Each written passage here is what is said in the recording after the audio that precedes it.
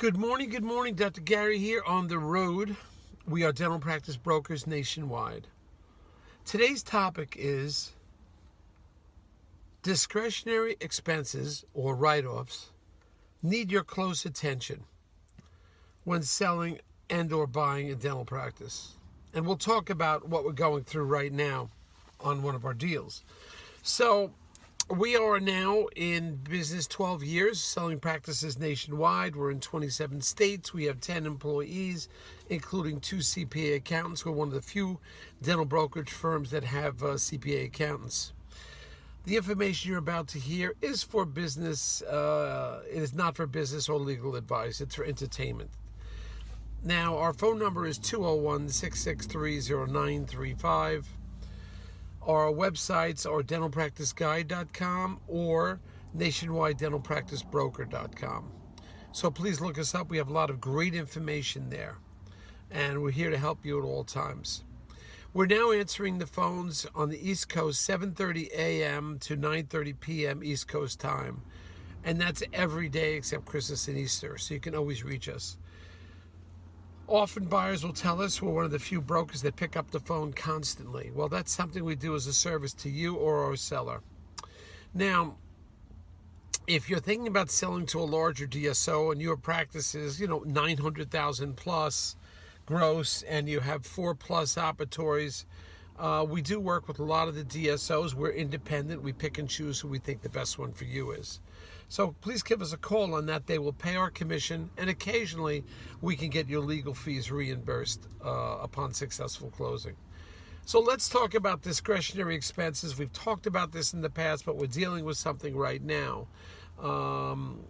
In 3 different practices, 3 different levels of write-offs. Discretionary. Those are expenses that the new buyer will not be encumbered by. Example. One of them will be, you may not put it under the category of discretionary, but it could be called a one-time expense.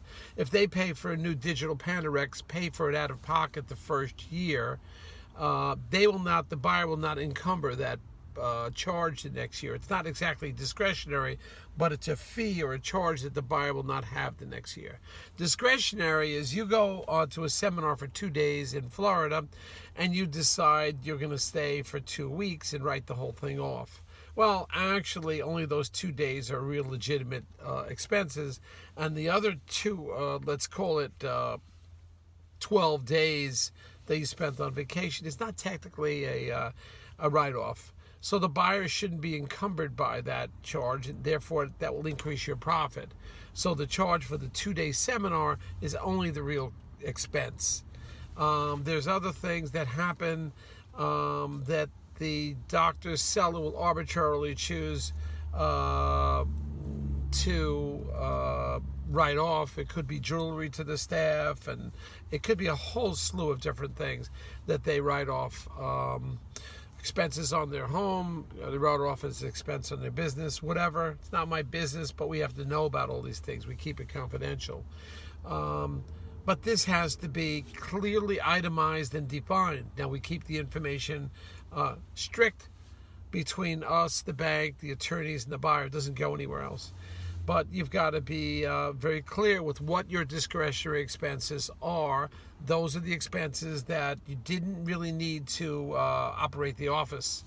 And the new buyer will not be encumbered or will not have that debt when the buyer takes it over. So these level of discretionary expenses can be, I guess I'd categorize them as hardly anything at all to wildly crazy. Just some of the things people write off are just crazy. But either way, it becomes a discretionary expense that the buyer will not be responsible for, encumbered by. But you've got to identify all these as a seller. It will increase your profit.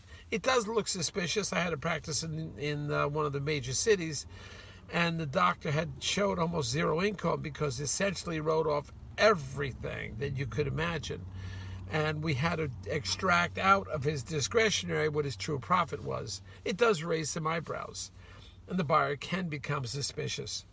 So it's just best to keep your discretionary at a minimum. when you're selling the practice, so everything looks more on board, and we could verify what it's for. But we are going through that right now with one, as I just repeating, with hardly any write-offs at all, to another wildly written off, just wild. And you'll have to analyze that. You'll work with your bank, you'll work with your attorney, and you'll see what the numbers, and you could factor out those discretionary. You as the seller, not a bad idea in the year before you're about to sell the practice, reduce the non-necessary discretionary expenses. I think it cash flows better, and it's just easier to read and cleaner to read. Just some of our suggestions of what we're going through on a day-to-day basis. We give you information from the street as the deals are happening. I should write a book one day. I guess I'll try, but the information changes so fast. For example, now we're in a rising interest rate. I mean, things are changing. And valuations change, and the bank allowances are getting different. So you've got to be aware of what's happening.